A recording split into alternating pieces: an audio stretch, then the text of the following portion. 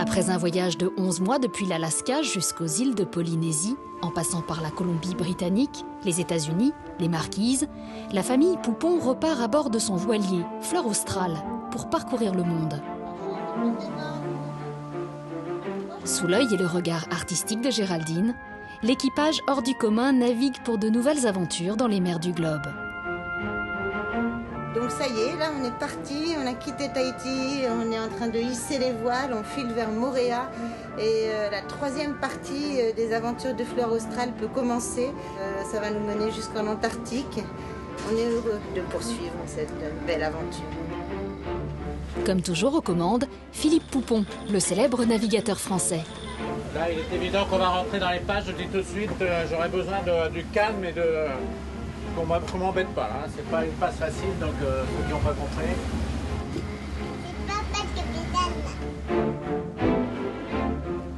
Au rapport, ces trois petits mousses, Laura, Lou et la petite dernière, Marion. Cette expédition est avant tout pour eux une manière d'observer, de constater, de sensibiliser le plus grand nombre aux conséquences du réchauffement climatique et de la pollution des océans. C'est aussi l'occasion de s'interroger sur les solutions envisageables pour préserver l'environnement. Ils ont donc à cœur de rencontrer, au fil de leurs escales, des acteurs qui œuvrent pour cette cause. Aujourd'hui, les eaux du Grand Pacifique les emmènent jusqu'au Vanuatu.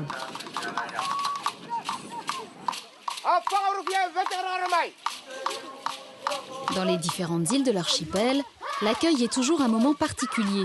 Et malgré certaines apparences, à chaque fois très chaleureux. Une bienvenue haute en couleurs, très appréciée par la famille de marins.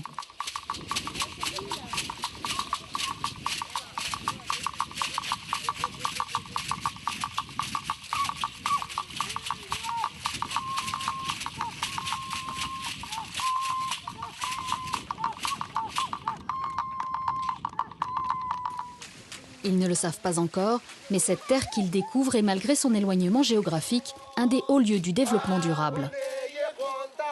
Aujourd'hui, le peuple de Vanuatu est fier et très content de vous recevoir chez nous, à Vanuatu. Sous l'impulsion d'Unelco, filiale locale de GDF Suez, le Vanuatu a su mettre en place des énergies renouvelables à grande échelle et adapter ses centrales aux problématiques de l'archipel.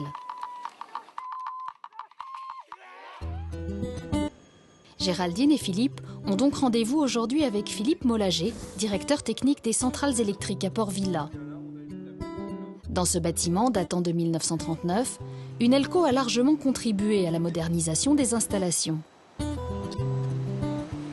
Des moteurs de toute nouvelle génération ont été posés l'année dernière, qui sont au niveau évidemment combustion, beaucoup plus performants en termes d'émissions de CO2 et de combustion. Voilà.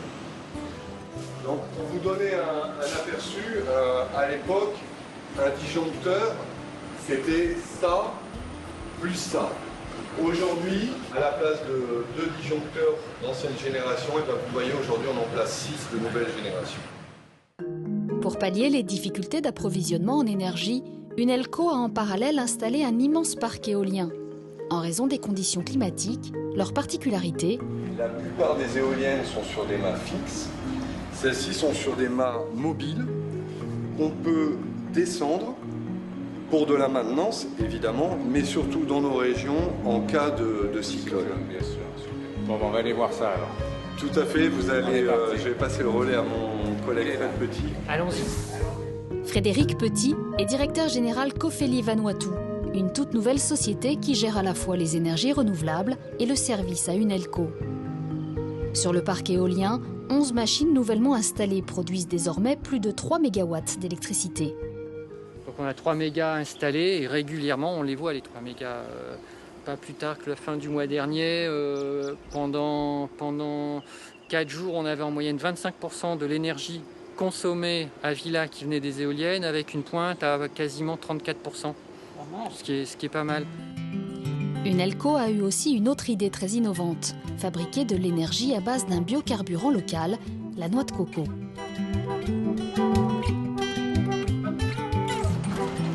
Mais la visite de l'huilerie, c'est demain. Pour l'heure, la famille Poupon a rendez-vous avec une classe de l'école française qui attend avec impatience les récits du grand navigateur des mers du globe. Bonjour. Bonjour. On a fait un arrêt en Mauritanie. Et les enfants ont plein de questions à poser sur leur voyage. Sur les Antilles. Pourquoi avez-vous fait ce voyage?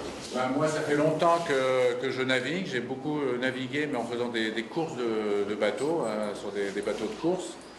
Et depuis longtemps, j'avais envie de parcourir le monde et puis de le raconter, de parler de la planète aujourd'hui, le réchauffement climatique, la pollution, la préservation des animaux, des tortues, des requins, des coraux, tout ça. Est-ce que vous aimez visiter les pays? Ah oui, si on aime visiter les pays, c'est notre passion. Combien de semaines avez-vous traversé la mer? Pour venir à Tahiti, on a mis un peu plus de 15 jours. Est-ce que vous êtes déjà parti en Chine? On n'est pas encore parti en Chine, on n'a pas encore fait cette partie du monde.